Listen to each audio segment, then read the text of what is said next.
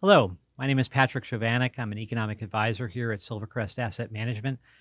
And I'm here with Al Chan. He's a member of our international investment team. And we're here to talk about Taiwan. Yes. Clients, colleagues have been hearing about Taiwan in the news. What is it that the average investor should know about Taiwan? Well, quite simply, Patrick, Taiwan is all about semiconductors. Taiwan makes 65% of the world's semiconductors, and semiconductors are also known as computer chips. And these are virtually in every electronic thing we own these days. If I had to guess, my Honda minivan probably has about 1,300 computer chips. My car is about 10 years old. Today's electronic vehicle, about 3,000 computer chips. And so with Taiwan making 65% of them, Taiwan is important to the world. And how did that come about? Because I think that would surprise a lot of people that they've heard about Intel, Silicon Valley. How did Taiwan become so prominent? It was actually very intentional. And so Taiwan developed what is now known as the Silicon Shield.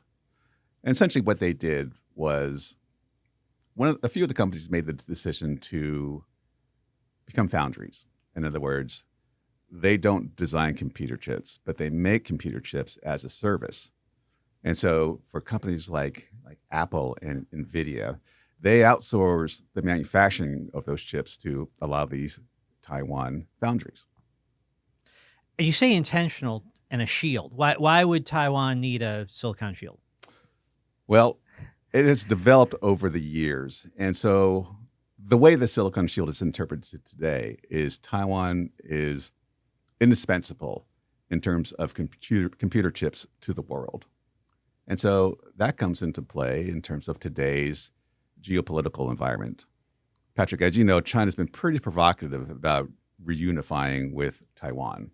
Right. So Taiwan is an island about 100 miles off the shore of China's southeast coast, was part of China at different parts in history. And when the Communist Revolution took place, the preceding government retreated to Taiwan and has been autonomous, independent, whatever word you want to use, Yes. Self-governing ever since. Pretty much a self-governing democracy. Has evolved into a democracy. Has evolved into a democracy of about 24 million people. So a de facto independent state, it is, I'll call it a but region. not in Beijing's eyes, and that's why the need for a Not shield. in Beijing's Right. eyes. So, for example, in the U.S., we have political ties with Taiwan. We have trade and military ties with Taiwan, but we don't have official diplomatic relationships with Taiwan, as our One China policy recognizes the People's Republic of China as the sole legal entity of China. So by making itself indispensable to the world, right, Taiwan essentially wants to ward off the threat of forceful reunification with the Chinese mainland. That is the idea. And Is that working? so far it's working. Okay. We haven't come to blows yet, even though Chinese President Xi Jinping has threatened to reunify with Taiwan by force. It hasn't happened yet. So what would be the ramifications if there was a conflict over Taiwan? If it came to a military conflict, and if it came to China taking control of semiconductor production in Taiwan, that could be very detrimental to the world if China decided to starve the U.S. and other countries of semiconductors. I often hear that today's semiconductors are the oil. Semiconductors are today's oil. And when I hear that, I like to take that analogy a little bit further. So if we think about OPEC, about 40% market share of the world's oil, there is a company that accounts for 60%, that makes 60% of the chips in the world, but 95% of the leading edge chips. So compare that to OPEC. Pretty dramatic. Okay, so if there was an invasion, right, that would put that supply very much in jeopardy, Yes. in immediate jeopardy. And what would be the implications of that for someone sitting here in the United States? Yeah. And to take the oil analogy further, oil has been so important to the world, and chips are becoming that way too. So not only are they important for computing, but they're also important for military applications as well. So if China were to control the chip supply, again, it would have devastating impact not only to the United States, but to the rest of the world. So that sounds like a big win for China, but is that within their grasp? The process of making chips is tremendously complex, and the global supply chain to make one microchip is very complex. And so even though Taiwan makes a lot of semiconductors, they get a lot of materials from other places of the world. So for example, chemicals may come from Europe or Japan. And so there is no one country that has end-to-end capabilities from chip design to chip manufacturing.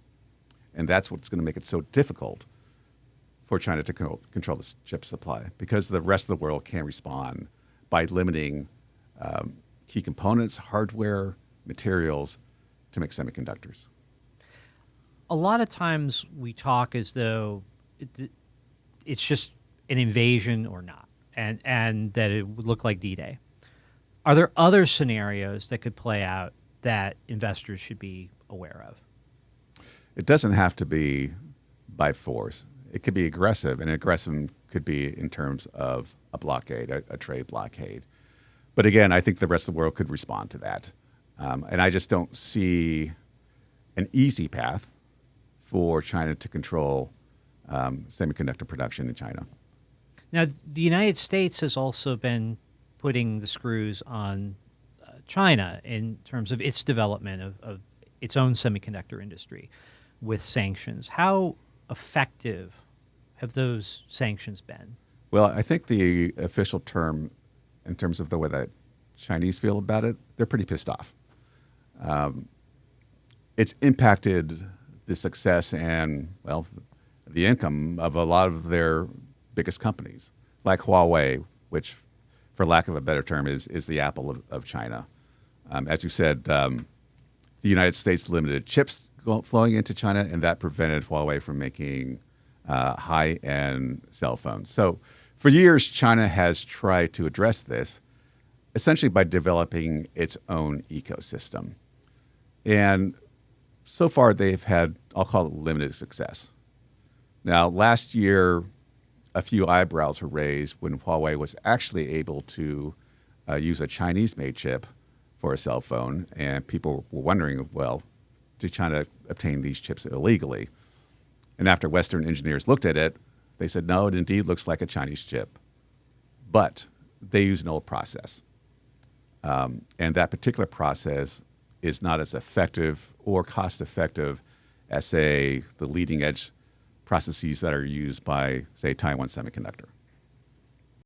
And the United States has also taken a number of steps to try to insulate itself from the risk of Taiwan being attacked or some kind of disruption abroad by bringing chip manufacturing home to the United States. How has that been going? Well, it's the United States and other countries in Europe and Japan as well. They are all trying to secure their chip supply by, again, onshoring, Patrick, as you mentioned. And I'd say so far that has not led to any chip production in the United States as of today. Mm-hmm. Manufacturing chips is a hugely complex process, and so you simply can't throw up a factory with cinder blocks. And these are actually engineering marvels of the world. And Taiwan Semiconductor has had trouble, number one, building these facilities in Arizona and staffing them. And they continue to have labor issues today. When this was announced, it was thought that that would bring leading-edge chips manufacturing to the U.S. And that might be a nice political statement, but by the time these facilities are up and running, those chips will no longer be leading edge. Getting to the broader relationship between China and Taiwan, I've heard Elon Musk say that it was inevitable that Taiwan would be absorbed into China. Is it inevitable? Well, that's the big question. And, it's interesting that I think, Patrick, for decades, there's been saber rattling coming from Beijing about reunifying with Taiwan. It seems to be a little bit more serious under Xi Jinping. His rhetoric has clearly been more aggressive. And the capabilities have improved. Mm-hmm. And the perception of the United States by China has shifted. Yeah. And I believe President Xi Jinping also sees, quote unquote, China's digital strategy as fundamental to raising China's profile in the global order. And there is a thought that part of that digital strategy is to control semiconductor production in Taiwan. And that could be the reason why his language has been more provocative, and perhaps why he wants to reunify Taiwan under his watch. Increasingly, I've heard from people the idea that it's not worth it for the U.S. to fight over Taiwan, that, in fact, the U.S. would, in the case of a conflict, back away. And I've heard this from people in China. I've heard this from people in the United States. Do you think it's possible for the United States to simply walk away if there was a conflict? If China were to take Taiwan by force, there are many reasons for the U.S. not to back away. And chips is only one reason, okay? But it's a big enough reason, and semiconductors are important enough to the world economy. I just can't see the U.S. walking away from that. Taiwan also has a relationship with China in terms of its economies being deeply intertwined. There is this interesting dynamic between Taiwan and China. A lot of investment from Taiwan flows to China. A lot of investment, a lot of Taiwanese live and work in China. Absolutely. I think that sometimes we get this impression that there are these straits and there are armed camps on either side and no interaction, which is not at all the case. Yeah. And I think the thing to understand is if you're Taiwanese, you don't think of yourself as Chinese. If you were to ask somebody, they would say, I'm Taiwanese. But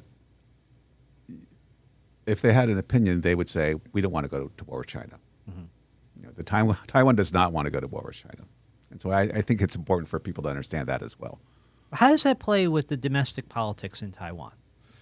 Yeah, we just had elections in Taiwan, and I think China would have liked to have had the election about a choice between war and peace. Mm-hmm. In other words, there's the KMT party, which I like to call China tolerant. Uh-huh. Politically incorrect to say China friendly.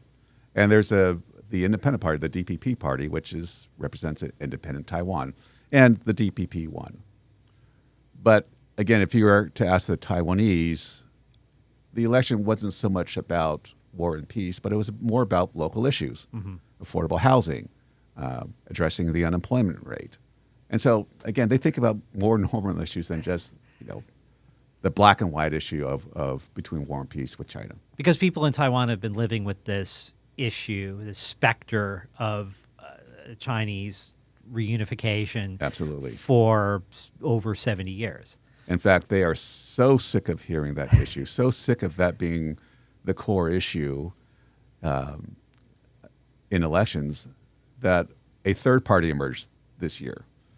And it was a protest vote, but what's important is they actually got a lot of votes. Mm-hmm. And that was the party, the younger voters, that were sick of this rhetoric of war and peace between China and Taiwan. The United States, there's been talk in the United States of improving trade relations with Taiwan for strategic reasons. Talk of a free trade agreement. Where do things stand there?